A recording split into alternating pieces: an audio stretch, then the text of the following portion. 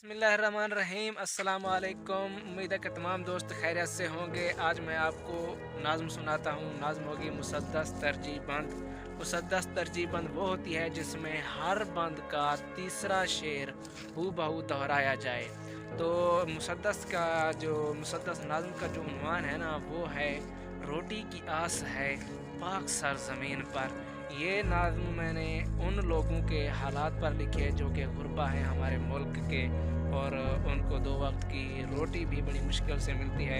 ये आपको इंशाल्लाह काफ़ी ज़्यादा मोटिवेट करेगी।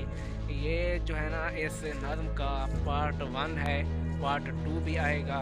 इंशाल्लाह आपको नाज़्म अच्छी लगेगी।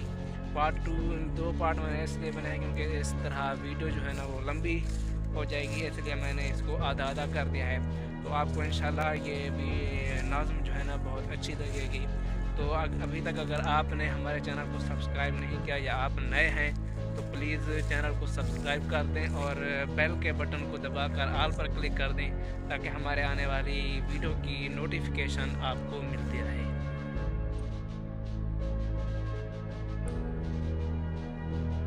खुशियाँ टल गईं, अज़ाब बाकी रहा, माल व ज़र फना हुए, हिसाब बाकी रहा। रहबर बने रहज़न, खिताब बाकी रहा, एक आसाइश ज़ुल्म शबाब बाकी रहा।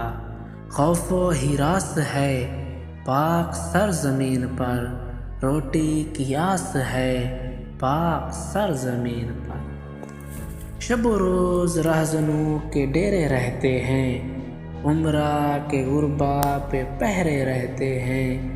शेरो हिरन जैसे चेहरे रहते हैं, क्या कहूँ बात बात के कटहरे रहते हैं। खौफ व हिरास है पाक सरज़मीन पर, रोटी की आस है पाक सरज़मीन पर। मैं लिख भी नहीं पाया हाल आज का, ये क्या हशर हो रहा है समाज का।